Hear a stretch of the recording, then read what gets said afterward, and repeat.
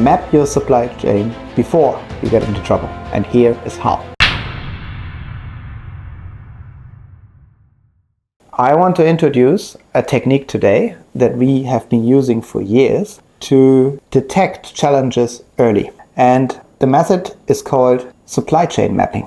Mapping means we draw like a map to understand how the material travels from its origin to our final assembler and then going out to where we want to ship it. So here is how to create a supply chain map. Your supply chain map starts on the top, where your manufacturer tends to receive all the raw materials. And then you put that manufacturer on the top. And then you ask them, okay, if you break down your cost, which part of the cost occupies 80% of your BOM, whereas BOM stands for bill of material. So now I want to go through this step by step, assuming that you are at your main contractor or assembler and you have a bill of material ready. So step 1, we're gonna identify all items which occupy 80% of the material bill of material cost. And we break each input coming from one individual sub-supplier as one sub-block in the second line. So this could be a painter or a raw material supplier or a component maker or a PCB maker or whatever. That depends on your product, okay? But the first level is anything that's delivered from an outside factory to your assembler. So that's the first layer. Step 2, we identify the key components and look into what goes into their input. And again, we can use the 80-20 principle unless the input is a commodity. So what's a commodity? A commodity is something that you can find on a public exchange. For instance, copper wire. You don't need to go deeper than that. Aluminium plate, no need. Plastic, granular, no need to go further. Yeah, we are not writing a scientific paper. We try to identify risk in the supply chain. So then stop. Or if the part is a very, very standard part. What's a standard part? Well, standard part could be a resistor, a capacitor, or FR4 PCB, or a screw, DIN screw, hex screw, or a wire. Yeah, we don't need to go deeper than that. So once it's something like this, fine, period. That's the first one. Now, how do we understand the risks of our supply chain map? That's step 3. Well, we're going to ask the subcontractor, how many suppliers do you have for that component? And frankly speaking, in most cases, the answer will be 1. And that means here is a risk. If, for instance, a screw and you have 3 or 4 or 5 suppliers, okay, fine, don't worry about it. If it is your single supplier, well, next step, to understand, could that supplier become a make or break partner in your supply chain? Do they have enough capacity? Do they have the right skill? Do they follow the regulations that you promise to your client? Do they use the right materials? Do they have a proper IQC? Do they have enough cash to buy the material? Do you know that? Usually you don't. So our team often visits those suppliers and then, have a look at it. How do you find out whether a supplier is reasonable or proper? Well, I have one little trick I want to share. Often you arrive and you say, okay, before we start the meeting, I need to go to the restroom. Visiting the restroom is a very good idea to understand management philosophy of your supplier. Because if the restroom is a place that you better close your eyes and close your nose and try to walk out backwards, then you can anticipate that this factory may apply similar standards for the management of their equipment than they do for their toilet. And that should be a red flag. Then the next one is when you are in the meeting, often they give you a lovely presentation, beautiful certificates on the wall, they show a lot of samples on the other side, and then you can ask a question on how they manage their quality control system. Well, if they're a good factory, they should have a quality manager who is not the boss. Well, if not, you can also find this out in a very simple fashion. You ask the person at the line who packs the product into a carton box. And you can ask a very simple question. So you pack a component in. How do you know this component is good or bad? If the person who is packing the stuff can give you a solid answer, well, that's a good sign. That means they have been trained. If they say, if I'm not sure, I asked my boss. The boss may not be there. Well, now you know that you need a good IQC at your factory for these products. because otherwise you get into the situation where not your manufacturer has the problem,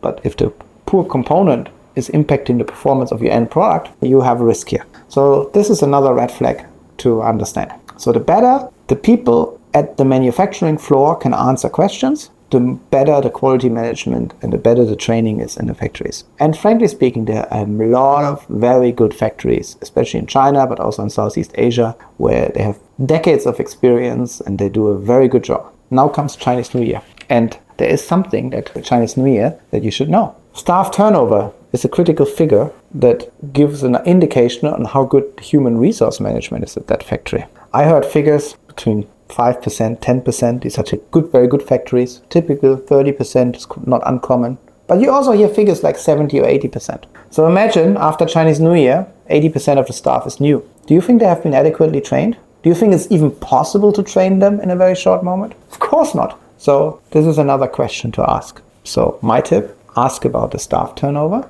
And then if you're not so sure whether you received the correct number, just do a quick survey. Ask the people on the ground. No, how long have you been working here? And when they tell you 4 months, 6 months, 8 months, 2 months, well, what number do you expect the staff turnover will be? But if you hear figures like 4 years, 7 years, 8 years, 9 years, okay, fine. I think you'll be okay. So this is another trick to understand what the real staff turnover at that factory is. Yeah, and then step number 5, do we have protocols? Do we have quality control protocols? Do we have checklists? Are the checklists hanging above the workstations?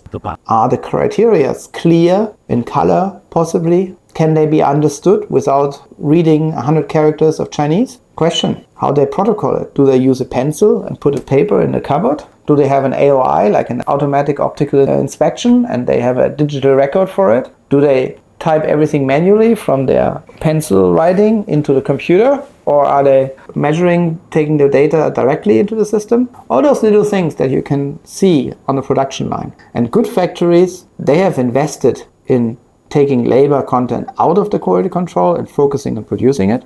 Whereas a lot of other factories, they think using equipment is too expensive and using labor is cheaper. But of course, it depends on the product. Whether it matters or it doesn't matter in your product depends on what component it is, where it's being used, and what the requirements are. So after we talked about how to build supply chain maps, what are the pros and cons about having a supply chain map or not? The cons, obviously, you spend a lot of time, you eat a lot of dinners with suppliers, you visit factories. The pro is you understand your process. Now, imagine one day your contractor says, sorry, I cannot ship your product. I missed that one component. Well, now your supply chain map starts paying off because you already know what component that is, how it is being manufactured, and possibly, because if you did a proper risk management process, you already know how complicated or impossible it is to replace that. So meaning, the moment your main contractor comes up with a question, says, sorry, I can't ship, I don't have this component, you know what questions to ask. And if you don't have a supply chain map, you're going to be in the position of Sherlock Holmes. You're going to start doing your research then. And that will cost you valuable time at the worst possible time, because that's the time that you don't have.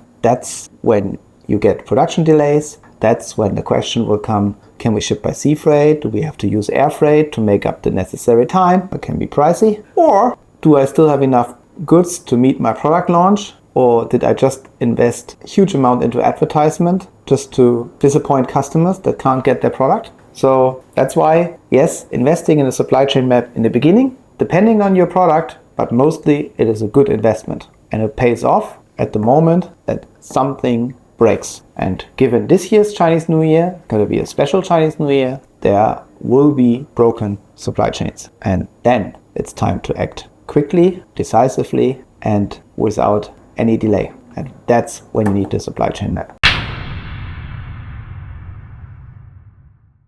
If you are interested in the help to build such a supply chain and you do not have the people on the ground or someone who can talk in the native language to the factories, we here at Celinius, we have a multilingual team. We have Chinese speaking, Malay, Thai, English, and we are able to go down on the ground, be on the factory floor, understand the details, and that can be or is very likely to be a good investment to prepare when the supply chain gets into trouble. If you're interested, please visit us on www.celinius.com or drop me a message on LinkedIn. And until then, I wish you a nice day. Thank you.